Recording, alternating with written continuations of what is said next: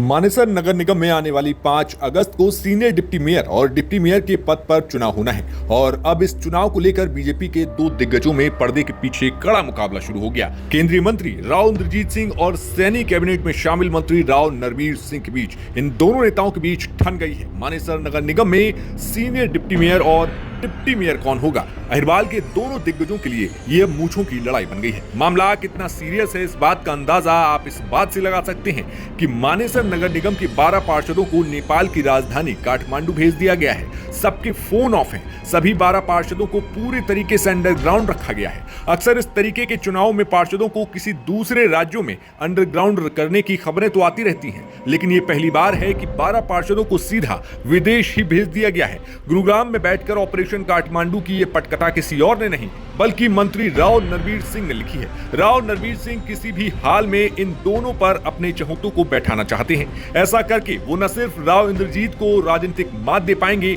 बल्कि मानेसर मेयर चुनाव में उनके चहेते सुंदरलाल सरपंच की हार का बदला ले पाएंगे।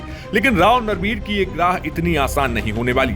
मेयर चुनाव के दौरान राव इंद्रजीत सिंह ने निर्दलीय प्रत्याशी डॉक्टर इंद्रजीत यादव का साथ दिया था। नरवीर सिंह ने बीजेपी उम्मीदवार सुंदरलाल सरपंच को जिताने में एड़ी चोटी का जोर लगाया, लेकिन उन्हें हार का मुंह देखना पड़ा था। बीजेपी के साथ मानेसर में न सिर्फ मेयर पद पर खेल हुआ बल्कि 20 पार्षदों में से केवल 7 वार्डों में ही बीजेपी जीती, बाकी के 13 वार्ड निर्दलीयों के नाम रहे। मेयर और पार्षद चुनाव के नतीजों ने एक बार फिर साबित कर दिया कि राव इंद्रजीत की इस इलाके में तूती बोलती है। राव नरवीर के लिए ये हार काफी शर्मनाक रही, लेकिन इस शर्मनाक हार के बाद भी राव नरवीर शांत नहीं बैठे। उन्होंने ठान लिया था कि मेयर भले ही राव इंद्रजीत ने अपना बनाया हो, लेकिन सीनियर डिप्टी मेयर और डिप्टी मेयर के पद पर वो अपना आदमी बिठा कर रहेंगे।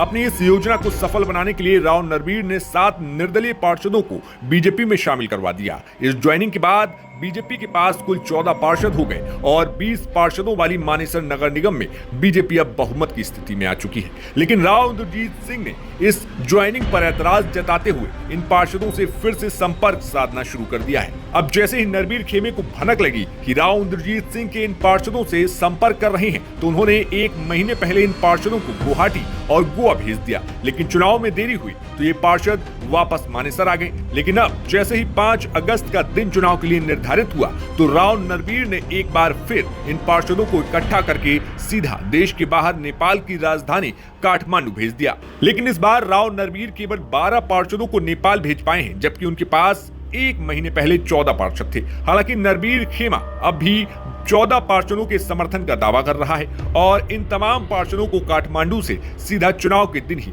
मानेसर लाया जाएगा।